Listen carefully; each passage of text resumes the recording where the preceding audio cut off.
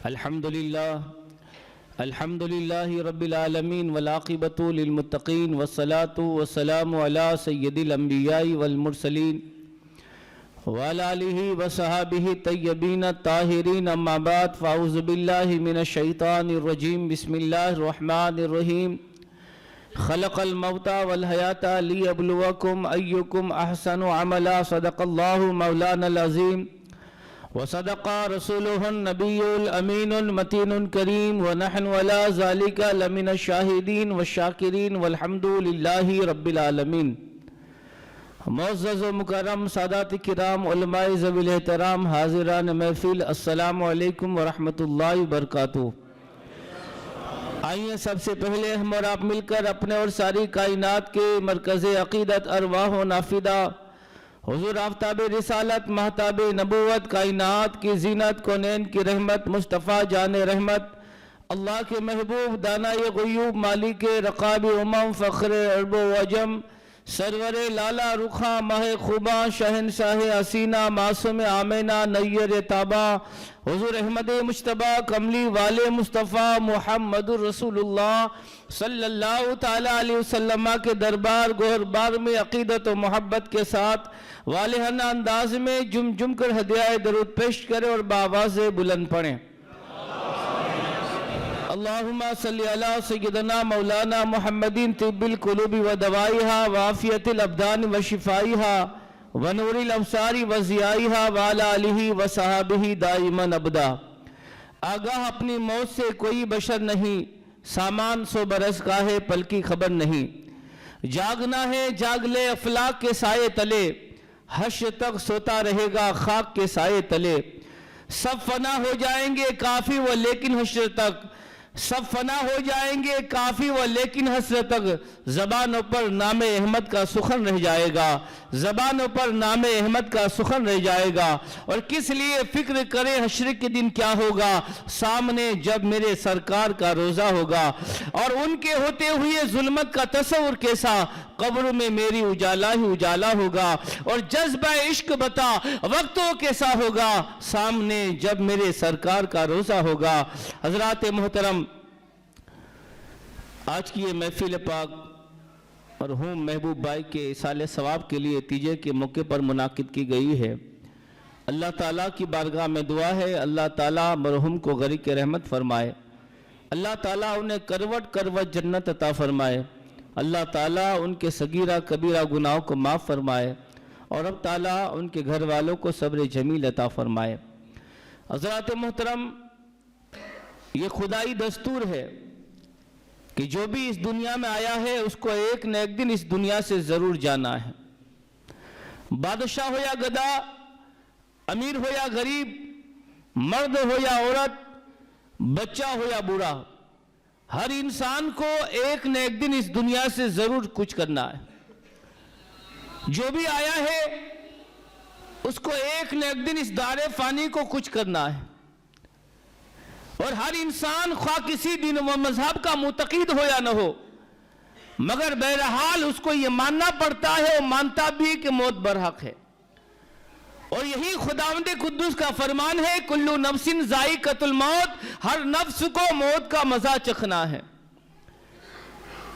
ایک شاعر کہتا ہے لنا ملک ینادی کل یوم لدو للموت وابن للخراب یعنی روزانہ ہمیں ایک فرشتہ پکار کر یہ اعلان سناتا ہے کہ اے دنیا والوں اس دنیا میں ہر بچہ اس لیے پیدا ہوتا ہے کہ اس کو ایک نہ ایک دن مر جانا ہے اور اس دنیا میں ہر مکان اس لیے بنتا ہے کہ اس کو ایک نہ ایک دن گر جانا ہے. پتہ یہ چلا ہر بچہ مرنے کے لیے پیدا ہوا ہے اور ہر مکان گرنے کے لیے بنا ہے. ہمیں ایک نہ ایک دن اس دنیا سے کچھ کرنا ہے. حضرات گرامی ہر چیز میں اختلاف ہے.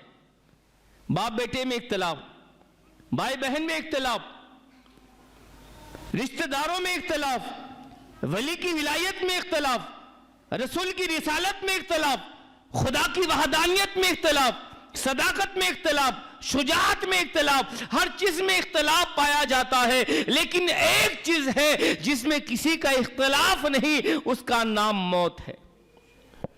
موت کے بارے میں آپ کسی غیر مسلم سے پوچھو کیا تمہیں مرنا ہے تو کہے گا ہاں مجھے اس دنیا سے جانا ہے۔ موت کے متعلق آپ کسی مجوسی سے پوچھو، اے مجوسی بتا کیا تجھے موت کا گھاٹ اترنا ہے؟ تو وہ مجوسی کہے گا ہاں مجھے موت کے گھاٹ اترنا ہے۔ آپ موت کے متعلق کسی عیسائی سے پوچھے، اے عیسائی کیا تجھے اس دنیا کو خیر آباد کہنا ہے؟ تو عیسائی بھی کہتا نظر آئے گا مجھے اس دنیا کو خیر آباد کہنا ہے۔ موت کے متعلق آپ کسی اس شخص سے پوچھے جس کے دل میں ایمان کی روشنی نہیں ہے، محبت رسول نہیں ہے، وہ بھی یہی کہے گا ہاں ہاں مجھے بھی اس دنیا سے جانا ہے، اس دنیا سے کچھ کرنا ہے۔ اور موت کے متعلق آپ اس سے پوچھیں جس کے دل میں نور ایمان ہو، جس کے دل میں محبت رسول ہو، اس کے مصطفیٰ میں زندگی گزاری ہو، اس سے پوچھے کیا تمہیں اس دنیا کو چھوڑنا ہے؟ تو وہ بھی یہی کہتا نظر آئے گا ہاں ہاں مجھے بھی اس دنیا کو کچھ کرنا ہے،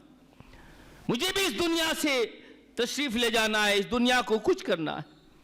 اسی لیے کہ موت ایک ایسا دروازہ ہے جس سے ہر انسان کو چلنا ہے، موت ایک ایسا پل ہے ہر انسان کو پار ہونا ہے، اور موت ایک ایسا نظارہ ہے جس کا منظر ہر ایک کو کرنا ہے۔ جو بھی آیا ہے کل نفس، فرمایا کل من علیہا فانی ویبقا وجہ ربک ذو الجلال والاکرام، ساری دنیا فنا ہو جائے گی، ساری کائنات فنا ہو جائے گی، اگر کوئی باقی رہنے والی ذات ہے تو اللہ کی ذات ہے۔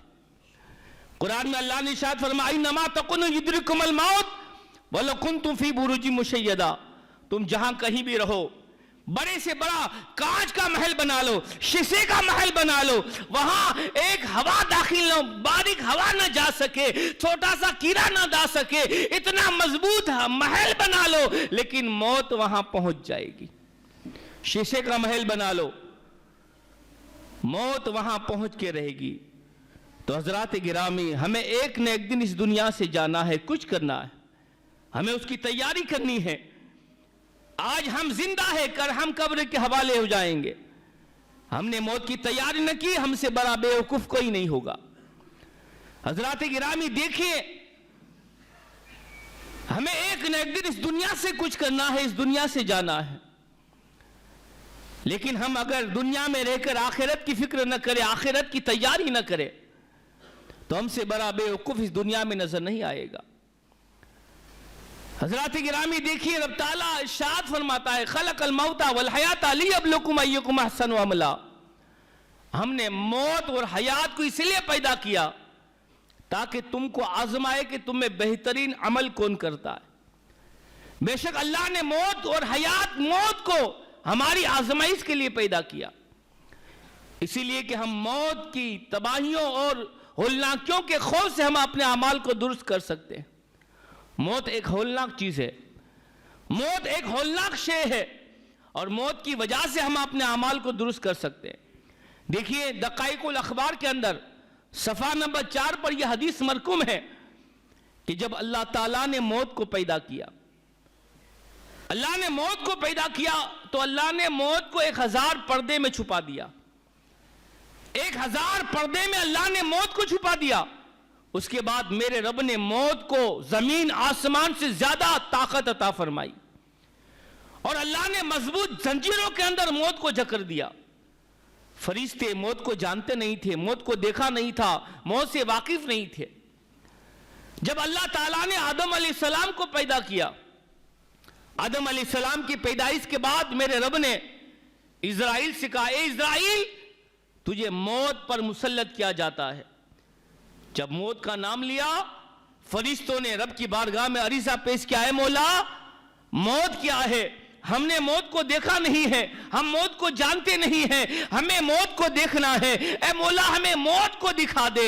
اتنا سننا تھا، میرے رب نے موت کو حکم دیا، اے موت اپنے پردے ہٹا دے۔ جب موت نے پردے ہٹا دیے، فرشتوں نے موت کو دیکھا، جیسے ہی فرشتوں کی نگاہیں موت پر پڑتی ہے فرشتے بے ہوش ہو جاتے ہیں۔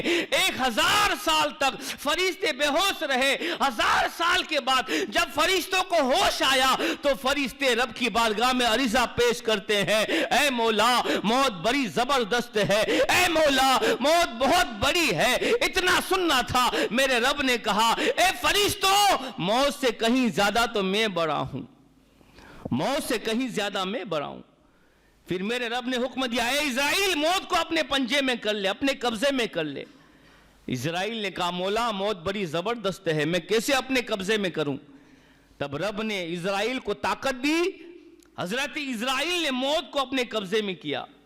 جب موت کو اپنے قبضے میں کیا, موت نے چیخ ماری, آواز نکالی, اے مولا مجھے اجازت دے میں اپنا اعلان آسمان والوں میں سناؤں, اے مولا مجھے اجازت دے میں اپنا اعلان زمین والوں میں سناؤں. رب تعالیٰ نے موت کو اجازت دیا تو موت نے اپنا اعلان سنایا. موت نے کہا اے لوگوں میں وہ موت ہوں جو ماں بیٹوں میں جدائی ڈال دیتی ہوں. موت نے کہا میں وہ موت ہوں جو بھائی بہنوں میں جدائی ڈال دیتی ہوں. میں وہ موت ہوں جو ماں بیٹی میں جدائی ڈال دیتی ہوں. موت نے کہا میں وہ موت ہوں جو بیوی اور شوہر میں جدائی ڈال دیتی ہوں. موت نے کہا میں وہ موت ہوں جو احبوں اور دوستوں کو جدا کر دیتی ہوں. موت نے کہا میں وہ موت ہوں جو گھروں کو برباد کر دیتی ہوں. اور موت نے کہا میں وہ موت ہوں جو قبروں کو آباد کر دیتی ہوں.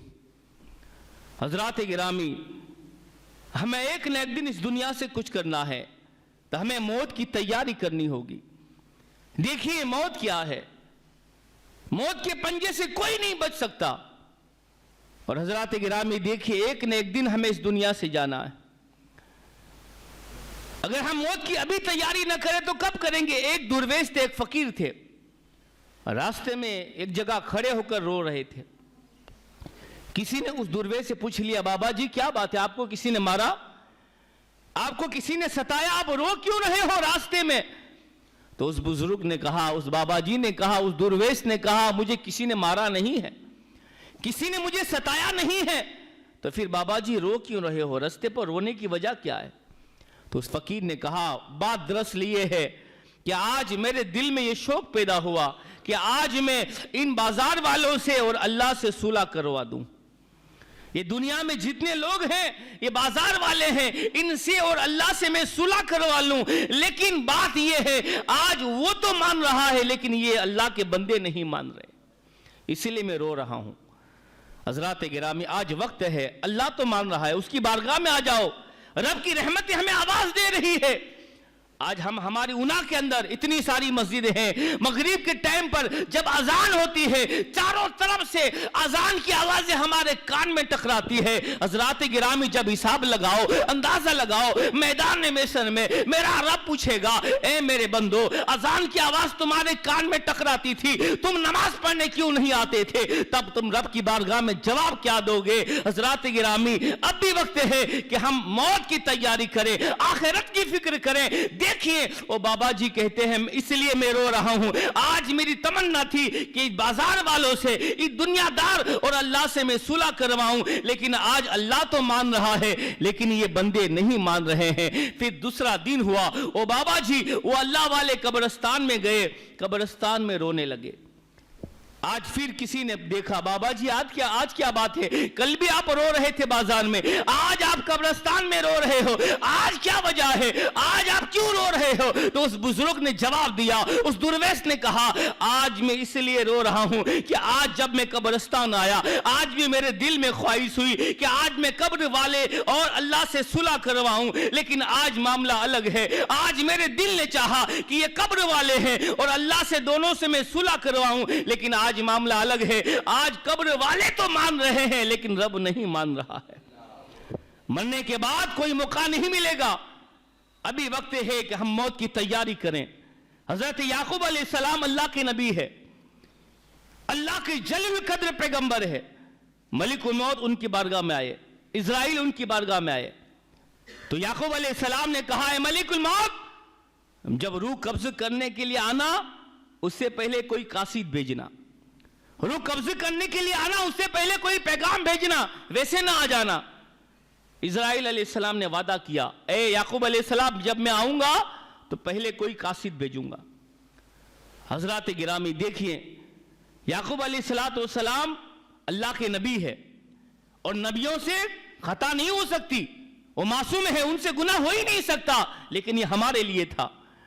یعقوب علیہ السلام نے کہا اے ملک الموت جب روح قبض کرنے کے لیے آنا کوئی قاصد بھیجنا. کہا ٹھیک ہے, وعدہ کر لیا. جب آپ کی موت کا وقت قریب آیا اسرائیل علیہ السلام ان کی بارگاہ میں آ گئے. یعقوب علیہ السلام نے کہا اے ملک الموت تو کس لیے آیا ہے؟ کہا روح قبض کرنے کے لیے. تو یعقوب علیہ السلام نے کہا اے اللہ، کہا اے اسرائیل، اے ملک الموت، تو نے تو وعدہ لیا تھا کوئی قاصد بھیجوں گا، کوئی پیغام بھیجوں گا، نہ تو کوئی قاصد بھیجا نہ پیغام بھیجا، ویسے ہی روح قبضے کرنے کے لیے آ گئے. اتنا سننا تھا. تب ملک الموت نے کہا، اسرائیل علیہ السلام نے کہا حضرات یہ ہمارے تعلیم کے لیے تھا، ورنہ نبی تو معصوم ہوتے ہیں، ان سے گناہ ہو ہی نہیں سکتا. ملک الموت نے کہا اے یعقوب علیہ السلام، میں نے تو بہت سارے قاصد بھیجے، میں نے تو بہت سارے پیغام بھیجے. تب یعقوب علیہ السلام نے کہا اے ملک الموت، میرے پاس تو ایک بھی قاصد نہیں آیا، ایک بھی پیغام نہیں آیا. تو حضرات گرامی ملک الموت نے کہا، اسرائیل علیہ السلام نے کہا اے یعقوب علیہ السلام، یہ آنکھوں کا اندر اتر جانا یہ میرا قاصد نہیں تو کیا ہے؟ آنکھوں کی روشنی کم ہو جانا یہ میرا قاصد نہیں تو کیا ہے؟ اے یعقوب علیہ السلام، بالوں کا سفید ہو جانا یہ میرا قاصد نہیں تو کیا ہے؟ اے یعقوب علیہ السلام، کمر کا ٹیڑھا ہو جانا یہ میرا قاصد نہیں تو کیا ہے؟ پاؤں کا لڑکھڑانا یہ میرا قاصد نہیں تو کیا ہے؟ اٹھتے ہوئے جنازوں کو دیکھنا یہ میرا قاصد نہیں تو کیا ہے؟ اے یعقوب علیہ السلام، میں نے تو بہت سارے قاصد بھیجے ہیں، آج ہمارے سامنے کتنے جنازے اٹھتے ہیں لیکن ہمیں عمل کرنے کی توفیق نہیں ملتی. ہم قبر کے ٹھکانے پر ہوتے ہیں، مسجد میں آنے کی ہمیں فرصت نہیں ملتی. حضرات گرامی، آج جب ہم بازار سے نکلتے ہیں، دیہاتوں میں جاتے ہیں، ہمیں پتہ نہیں چلتا ہے مسلمان کون ہے غیر مسلم کون ہے، اس لیے کہ ان کے پیرہن سے ہمیں پتہ نہیں چلتا ہے مسلمان کون ہے. اے آقا کے غلاموں، ایسے پیرہن اختیار کرو، ایسا لباس اختیار کرو، ایسا اخلاق مصطفیٰ صلی اللہ علیہ وسلم کو اپناؤ کہ جب تم بازار سے گزر رہے ہو کسی کو پوچھنا نہ پڑے یہ کون جا رہا ہے، تمہارا اخلاق بتا رہا ہو، تمہارا کردار بتا رہا ہو کہ مصطفیٰ کا غلام جا رہا ہے. ہمارا اخلاق یہ بتا رہا ہو کہ مصطفیٰ کا غلام چلا جا رہا ہے. امام زرقانی لکھتے ہیں کہ ایک شخص کا انتقال ہوا، قبر میں فرشتے آ گئے سوال کرنے کے لیے، ماں دینوں کا، من ربوں کا، تیرا رب کون ہے، تیرا دین کیا ہے. فرشتہ آ گئے قبر میں، اور وہ مرنے والا تھا، حضور کا غلام تھا، عشق رسول میں زندگی گزارنے والا تھا. حضرات گرامی، فرشتے قبر میں آئے، من ربوں کا، ماں دینوں کا، تیرا دین کیا ہے، تیرا رب کون ہے. وہ مرنے والا تھا، اس نے اس کی داڑھی کے جو بال سے سفید بال تھے اس نے مہندی کا وسمہ لگایا تھا. یعنی آقا کریم صلی اللہ تعالیٰ علیہ وسلم کی 63 سالہ زندگی کے اندر صحابہ بیان کرتے ہیں کہ 63 سالہ زندگی کے اندر حضور کے جو داڑھی کے بال تھے وہ 20 سے 22 بال صرف سفید ہوئے تھے، اور میرے آقا اس پر مہندی کا وسمہ لگاتے تھے. آقا کریم صلی اللہ علیہ وسلم کا وہ عاشق قبر میں گیا، اس نے بھی حضور کی سنت کے مطابق اپنے سفید بالوں پر مہندی کا وسمہ لگایا تھا. قبر میں گیا، جب قبر میں گیا فرشتے کہتے ہیں من ربوں کا، تیرا رب کون ہے، ماں دینوں کا، تیرا دین کیا ہے. تو ایک فرشتہ دوسرے فرشتے کا کندھا پکڑ کر دھکا دے کر کہتا ہے ارے تو اس سے سوال کر رہا ہے، اس کے چہرے پر تو اسلام کا نور چمک رہا ہے، اس کے چہرے پر تو اسلام کا نور دکھائی دے رہا ہے. آج ہمارے بہت سے بھائی ہیں جو داڑھی نہیں رکھتے. داڑھی میرے آقا کریم صلی اللہ علیہ وسلم کی سنت ہے. اور میں آپ کو بتاؤں موت کو یاد کرنا کتنی بڑی بھلائی ہے. آقا کریم صلی اللہ علیہ وسلم ایک جگہ سے تشریف لے جا رہے ہیں، مسجد کے لیے جا رہے ہیں. میرے آقا راستے میں چند لوگ بیٹھ کر ٹھٹھا مسکری کر رہے ہیں، زور زور سے کہکا لگا رہے ہیں. تب میرے آقا کریم صلی اللہ علیہ وسلم نے فرمایا، آقا کریم صلی اللہ علیہ وسلم نے فرمایا، میں نے کہا اے لوگوں سنو، تم یہاں ہنس رہے ہو، کہا لگا رہے ہو، قسم خدا کی جس کے قبضے قدرت میں میری جان ہے، اگر میں تمہیں بتا دوں کہ موت کیا ہے تو تم کبھی نہ ہنسو. اور پھر میرے آقا نے فرمایا اکثر ذکر حزام لذات الموت، موت کو کثرت سے یاد کرو، یہ لذتوں کو مٹانے والی ہے. اس حدیث شریف سے پتا چلا کہ جو موت کو یاد کرتا ہے، حضرات گرامی، موت کی یاد سے دل گناہوں سے دور ہوتا ہے اور دل میں نیکی کا جذبہ پیدا ہو جائے. عائشہ صدیقہ رضی اللہ تعالیٰ عنہ آقا کریم صلی اللہ علیہ وسلم کی بارگاہ میں عرض کرتی، آقا شہید کے ساتھ کسی کا حشر ہوگا؟ کوئی شہید کے ساتھ رہے گا؟ تب نبی کائنات صلی اللہ علیہ وسلم نے فرمایا ہاں عیسیٰ جو دین میں 20 مرتبہ موت کو یاد کرے اس کا اثر شہیدوں کے ساتھ ہوگا۔ ہم موت کو ہم نے بھلا دیا ہے، موت کو یاد نہیں کرتے۔ سیدنا فاروق اعظم رضی اللہ تعالیٰ عنہ اپنے دربار میں بیٹھے ہیں، ایک آنے والا آیا، کہا اے امیر المومنین موت کو یاد کرو۔ فاروق اعظم نے کہا اچھا تو نے مجھے یاد دلا دیا، ضرور میں موت کو یاد کروں گا۔ فاروق اعظم امیر المومنین ہے، آنے والا آتا کہتا اے امیر المومنین موت کو یاد کرو۔ کہا ٹھیک ہے میں موت کو یاد کروں گا۔ آپ نے اس آنے والے کو ملازم رکھ لیا، تنخواہ پر رکھ لیا، اور آپ نے کہا اے آنے والے روز آنا، روز آ کر مجھے موت یاد دلانا۔ اور آپ نے اس کو مہینے کی تنخواہ پر رکھ لیا، روز آتا اے امیر المومنین موت کو یاد کرو۔ روز آتا، 2 3 یا 4 مہینے کے بعد یا 5 مہینے کے بعد جب وہ آیا، فاروق اعظم رضی اللہ تعالیٰ عنہ کی بارگاہ میں آ کر کہتا امیر المومنین موت کو یاد کرو۔ اچھا آپ نے اس کو پیسے دیے، تنخواہ دی، اے آنے والے اب آج کے بعد تو نہ آنا، اب تیری ہمیں ضرورت نہیں ہے۔ وہ کہنے لگا اے امیر المومنین مجھ سے غلطی ہو گئی، مجھ سے خطا ہو گئی، اے امیر المومنین کوئی نیا ملازم رکھ لیا، آپ مجھے منع کر رہے ہو، میں روز آ کر موت کو یاد دلاتا ہوں۔ سیدنا فاروق اعظم رضی اللہ تعالیٰ عنہ نے کہا اے آنے والے نہ تو میں نے کسی نئے ملازم کو رکھا ہے، اب تیری کوئی ضرورت نہیں، نہ تو تجھ سے کوئی غلطی ہوئی ہے، میں اس لیے تجھے منع کر رہا ہوں۔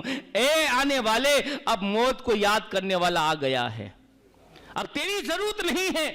اتنا سننا تھا، فاروق اعظم رضی اللہ تعالیٰ عنہ نے اپنی داڑھی کے بالوں میں سے ایک سفید بال آپ کا آیا تھا، وہ سفید بال آپ کی داڑھی میں سے آپ نے الگ کیا، یعنی اونچا کر اس کو دکھایا، اے آنے والے دیکھ یہ داڑھی کا بال جو ایک سفید ہو گیا ہے یہ مجھے چین سے بیٹھنے نہیں دے گا، یہی مجھے ہمیشہ موت کو یاد دلاتا رہے گا۔ آج ہماری داڑھیاں سفید ہو جاتی ہیں، ہمیں احساس تک نہیں ہے۔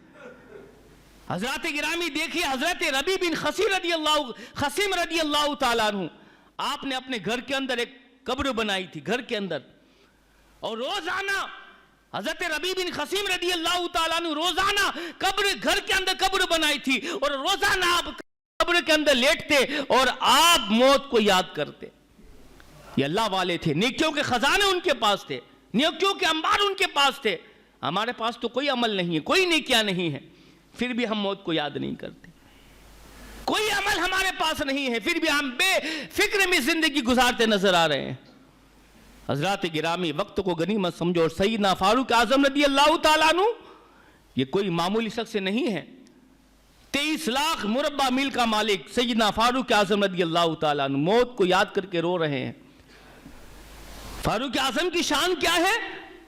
میرا آقا کریم صلی اللہ علیہ وسلم مسجد نبوی میں بیٹھے ہیں، سامنے سارے صحابہ بیٹھے ہیں، اتنے میں حضرت جبرائیل میرے آقا کی بارگاہ میں حاضر ہوئے۔ جیسی جبرائیل حضور کی بارگاہ میں حاضر ہوئے، کیا دیکھا؟ سامنے سے مسجد نبوی میں حضرت فاروق اعظم تشریف لائے۔ جب فاروق اعظم مسجد نبوی میں تشریف لائے تو سیدنا جبرائیل علیہ السلام نے حضور کی بارگاہ میں عرض کیا آقا دیکھو عمر آ رہے ہیں، آقا عمر آ رہے ہیں۔ میرے آقا نے کہا اے جبرائیل تو میرے عمر کو جانتا ہے؟ تو سیدنا جبرائیل علیہ السلام نے کہا آقا زمین والوں سے زیادہ عمر کو آسمان والے جانتے ہیں، زمین والوں سے زیادہ عمر کو آسمان والے جانتے ہیں۔ اتنا سننا تھا، میرے آقا نے کہا اے جبرائیل جب زمین والوں سے زیادہ میرے عمر کو آسمان والے جانتے ہیں، میرے عمر کو آسمان والے پہچانتے ہیں، تو اے جبرائیل میرے عمر کی شان بیان کر، میرے عمر کی شان بیان کر۔ اتنا سننا تھا حضرات گرامی، حضرت جبرائیل علیہ السلام نے فاروق اعظم کی شان بیان کی، کہا یا رسول اللہ فاروق اعظم کی شان یہ ہے، ان کا مقام یہ ہے کہ ایک جگہ پر سیدنا نوح علیہ السلام کی عمر لائی جائے، یعنی نوح علیہ السلام کی عمر 1000 سال کی عمر تھی۔ حضرت جبرائیل کہتے ہیں ایک جگہ پر نوح علیہ السلام کی 1000 سال کی عمر لائی جائے اور ایک جگہ پر سیدنا فاروق اعظم کی زندگی لائی جائے، فرماتے ہیں کہ نوح علیہ السلام کی زندگی جو ہے 1000 سال ختم ہو جائے گے لیکن فاروق اعظم کی شان ختم نہیں ہوگی۔ یہ سیدنا فاروق اعظم رضی اللہ تعالیٰ عنہ حضرات گرامی، وقت کو غنیمت سمجھو، آخرت کی تیاری کرو، آخرت کی فکر کرو. ہمیں ایک نہ ایک دن اس دنیا سے جانا ہے، ایک نہ ایک دن اس دنیا سے کچھ کرنا ہے. آج کا پچھتاوا کل کے پچھتاوے سے بہتر ہے. آج اگر ہمیں پچھتاوا ہو جائے کہ آخرت کی تیاری کرنی ہے، رب کی بارگاہ میں حاضر ہونا ہے. حضرات گرامی، رب 70 ماؤں سے بھی زیادہ اپنے بندوں سے محبت کرتا ہے. اب بھی وقت ہے، رب کی بارگاہ میں سچی توبہ کرو اور گیر گرا کر رب کی بارگاہ میں حاضر ہو جاؤ. یقیناً اگر تمہارے گناہ سمندر کی جھاگ کے برابر ہے، اگر آپ نے رب کی بارگاہ میں سچی توبہ کی ہے، اللہ تعالیٰ تمہارے گناہوں کو معاف فرما دے گا. ابھی وقت ہے، رب کی بارگاہ میں سچی توبہ کرو. لیکن ہمیں فرصت کہاں ہے، وقت کہاں ہے؟ حضرات گرامی دیکھیے، سیدنا فاروق اعظم رضی اللہ تعالیٰ عنہ، رب کی بارگاہ میں سچی توبہ کیجئے اور آخرت کی تیاری کیجئے. حضرات گرامی، سیدنا فاروق اعظم رضی اللہ تعالیٰ عنہ، آپ نے ہمیشہ موت کو یاد کیا. اور حضرات گرامی، ہمیں ایک نہ ایک دن اس دنیا سے جانا ہے، آخرت کی تیاری کرنی ہے. اور میرے آقا نے فرمایا، موت مومن کے لیے تحفہ ہے. موت ہمارے لیے ایک تحفہ ہے، لیکن ہم نے موت کو تو بھلا دیا. کن مومنوں کے لیے تحفہ ہے؟ جن کی زندگی عشق رسول میں گزری ہو. حضرت بایزید بسطامی رضی اللہ تعالیٰ عنہ، آپ کی موت کا وقت قریب، آپ قبرستان میں، آپ قبر میں گئے، آپ کے انتقال کے بعد آپ کو قبر میں رکھا گیا. بایزید بسطامی رضی اللہ تعالیٰ عنہ قبر میں گئے، فرشتے آ گئے، من ربوں کا ما دینوں کا، قبر میں آئے. تو بایزید بسطامی رضی اللہ تعالیٰ عنہ نے فرشتوں سے کہا، ہے فرشتے کیوں آئے ہو؟ من انتما، کیوں آئے ہو یہاں پر؟ حضرات گرامی، یہ وہی کہہ سکتا ہے جس کی زندگی عشق رسول میں گزری ہو. اور حضرات گرامی، بایزید بسطامی نے کہا کیوں آئے ہو؟ کہا رب کی ڈیوٹی ہے، رب کا پیغام ہے. ہم قبر میں آتے ہیں، سب کی قبر میں آتے ہیں اور پوچھتے ہیں رب کے بارے میں، دین کے بارے میں، حضور کے بارے میں پوچھتے ہیں. تمہاری قبر میں بھی آئے ہیں. تو بایزید بسطامی نے کہا، اے فرشتوں، تمہیں حضور کی سنت معلوم نہیں؟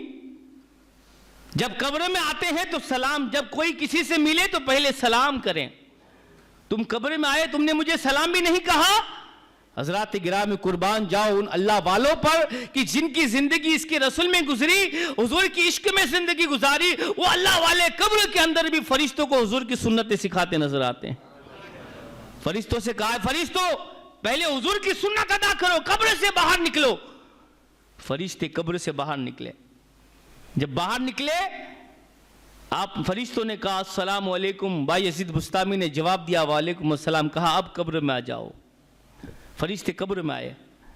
کہا اب کیا ہے؟ کہا من ربوں کا ما دینوں کا، تیرا رب کون ہے، تیرا دین کیا ہے؟ اب بایزید بسطامی کہتے ہیں، اے فرشتوں بتاؤ، مجھے ابھی جو تم نے سلام کیا ہے مسلمان سمجھ کے کیا کہ غیر مسلم سمجھ کے کیا؟ تم مجھے پوچھتے ہو من ربوں کا، تیرا رب کون ہے، تیرا دین کیا ہے؟ اے فرشتوں بتاؤ، تم نے مجھے ابھی جو سلام کیا ہے یہ مسلمان سمجھ کے کہ کافر سمجھ کے؟ فرشتوں نے کہا مسلمان سمجھ کے سلام کیا. تو کہا مسلمان سے پوچھتے ہو تیرا رب کون ہے، اسی پر ایمان لا کر تو میں مسلمان بنا ہوں. مجھ سے پوچھتے ہو تیرا دین کیا، تیرا رب کون ہے؟ اب بایزید بسطامی نے کہا، اے فرشتوں اگر سنو، اگر میں نے یہ کہہ دیا کہ میرا رب اللہ ہے، میں نے کہہ دیا میرا رب اللہ ہے، اور تم پلٹ کر رب کی بارگاہ میں جاؤ اور رب کہے کہ بایزید میرا بندہ نہیں ہے، تو اے فرشتوں بتاؤ تم میری مانو گے کہ اس کی مانو گے؟ تم میری مانو گے کہ اس کی مانو گے؟ تو فرشتوں نے کہا اے بایزید ہم مانیں گے تو اسی کی مانیں گے. تو بایزید بسطامی نے فرشتوں سے کہا، اے فرشتوں جب اس کی ماننی تھی، جب اس کا کہاں ماننا تھا، تو اتنا لمبا سفر کیوں کرتے؟ آسمان سے زمین پر کیوں آئے؟ اتنا لمبا سفر کیوں کرتے؟ اسی رب سے پوچھ لیتے، اسی خدا سے پوچھ لیتے، اے مولا بایزید تیرا بندہ ہے کہ نہیں ہے؟ اسی سے پوچھ لیتے. اتنا سننا تھا. فرشتے آپس میں کہنے لگا، یار یہ بابا جی کون ہے، یہ کون ہے، ہم ان سے سوال کرتے یہ ہمیں سوال پوچھ لیتا ہے. یہ فرشتے باتیں کر رہے تھے تو رب کی طرف سے آواز آتی ہے، اے میرے فرشتوں سنو، یہ میرا بایزید ہے، یہ میرا محبوب بندہ ہے جس نے میرے عشق میں اپنی زندگی گزاری، میرے عشق میں دنیا میں رہا، میرے عشق میں قبر میں گیا، اور میرے عشق میں وہ قیامت میں اٹھے گا، اور قیامت میں اٹھے گا تو میرے عشق کے نشے میں اٹھے گا. حضرات گرامی، ان لوگوں کے لیے موت تحفہ بنتی ہے جن کے قدم مسجد کی طرف جاتے ہیں، ان کے لیے موت تحفہ بنتی ہے۔ جو حضور کے عشق پہ جان لٹاتے ہیں ان کے لیے موت تحفہ بنتی ہے۔ جو مسجدوں میں آتے ہیں ان کے لیے موت تحفہ بنتی ہے۔ جن کی پیشانیوں پہ سجدوں کے نشان ہوتے ہیں ان کے لیے موت تحفہ بنتی ہے۔ جو جوا بازی کرتے ہیں ان کے لیے موت تحفہ نہیں بنتی ہے۔ جو شراب نوشی کرتے ہیں ان کے لیے موت تحفہ نہیں کرتے ہیں، بلکہ موت ان کے لیے تحفہ ہوتی ہے جن کے ہاتھوں میں قرآن ہوتا ہے اور لبوں پر حضور کا کلام ہوتا ہے، حضور کی نعتیں ہوتی ہیں، ان کے لیے موت تحفہ بنتی ہے۔ حضرات گرامی، وقت مختصر ہے، وقت کی قدر کریں، وقت کی تیاری کریں۔ آج انسان یہ سمجھتا ابھی تو میں جوان ہوں، بوڑھا ہو جاؤں گا پھر میں مسجد میں جا کر عبادت کروں گا۔ بوڑھا یہ سمجھتا ہے کہ ابھی تو میں بچوں کی شادیاں ہو جائے، پوتے پوتیاں ہو جائے پھر میں ہوں گا اور مسجد ہوگی۔ یہ ایسا بندہ کہہ رہا ہے جو ایک سانس کا بھی مالک نہیں ہے، ایک سانس کا بھی مالک نہیں، باتیں ایسے کر رہا ہے جیسے سب کچھ اس کے قبضے میں ہو۔ حضرات گرامی، وقت کی قدر کرو، وقت کو غنیمت سمجھو، آخرت کی تیاری کرو۔ اور حضرات گرامی دیکھیے، بنی اسرائیل میں ایک شخص تھا، بنی اسرائیل میں ایک شخص تھا جس کو طول عمل نے برباد کر دیا۔ اس کی نیکیوں کی وجہ سے اسے پتا چلا کہ اس کی عمر 1000 سال کی ہونے والی ہے۔ تو اس بندے نے کیا کیا؟ میری 1000 سال کی عمر ہوگی تو میں 1000 سال نیکیاں کیوں کروں؟ اس نے کہا میں گناہوں پر زندگی گزاروں گا، آخری کچھ سال باقی رہیں گے پھر میں عمل والی زندگی گزاروں گا۔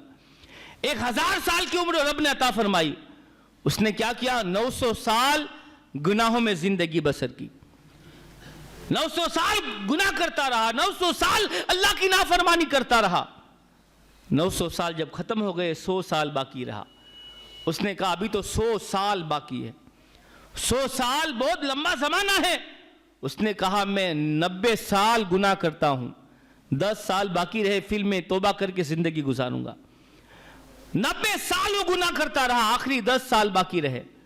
جب 10 سال باقی رہے، نعرہ تکبیر، نعرہ رسالت، علماء اہل سنت، حضرات گرامی، اس نے کہا 100 سال باقی ہے، کہا کہ میں 90 سال گناہ کرتا ہوں، 90 سال گناہ کیے، اب آخری 10 سال باقی رہے۔ اس نے کہا ابھی تو 10 سال باقی ہے، اس نے کہا کہ میں 9 سال گناہ کر لیتا ہوں، 1 سال باقی رہے گا پھر میں توبہ کر کے زندگی گزاروں گا۔ حضرات گرامی، 9 سال گناہ کرتا رہا، 1 سال باقی رہا۔ اس نے کہا 1 سال کے 12 مہینے ہوتے ہیں، میں 11 مہینے گناہ کرتا ہوں، 1 مہینہ باقی رہے گا پھر میں توبہ کر کے زندگی گزاروں گا۔ 9 مہینے 11 مہینے اس نے گناہ کیے، 1 مہینہ باقی رہا۔ گناہ کی لت ایسی پڑ گئی تھی، گناہ پر گناہ کرتا جا رہا ہے، عیاشیوں پر عیاشی کرتا جا رہا ہے۔ آخری 1 مہینہ باقی رہا، کہا 1 مہینے کے 30 دن ہوتے ہیں۔ اس نے کہا میں 29 دن گناہ کرتا ہوں، 1 دن باقی رہے گا میں توبہ کر کے زندگی گزاروں گا۔ 29 دن گناہ کرتا رہا، آخری 1 دن باقی رہا۔ میرے رب نے کتنی عمر عطا فرمائی تھی، 1000 سال کی عمر، لیکن گناہوں کی ایسی لت پڑ گئی تھی، گناہ پر گناہ کرتا گیا، 1 دن باقی رہا۔ ابھی بھی یہ سمجھتا میرا فلاں گناہ چھوٹ رہا ہے، فلاں گناہ باقی ہے۔ حضرات گرامی، موت کا پنجہ آ گیا اور بغیر توبہ کے وہ اس دنیا سے چلا گیا۔ ضروری ہے ہم موت کی تیاری کریں، آخرت کی تیاری کریں۔ اللہ تعالیٰ قرآن میں ارشاد فرماتا ہے خلق الموت والحیات لیبلوکم ایکم احسن عملا، یعنی اللہ نے موت حیات کو اسی لیے پیدا کیا تاکہ تم کو آزمائے تم میں بہترین عمل کون کرتا ہے۔ اللہ کی بارگاہ میں دعا ہے اللہ تعالیٰ ہمیں حضور کی سچی محبت عطا فرمائے، رب تعالیٰ ہمیں 5 وقتہ نماز پڑھنے کی توفیق و رفیق عطا فرمائے۔ وآخر دعوانا ان الحمدللہ رب العالمین۔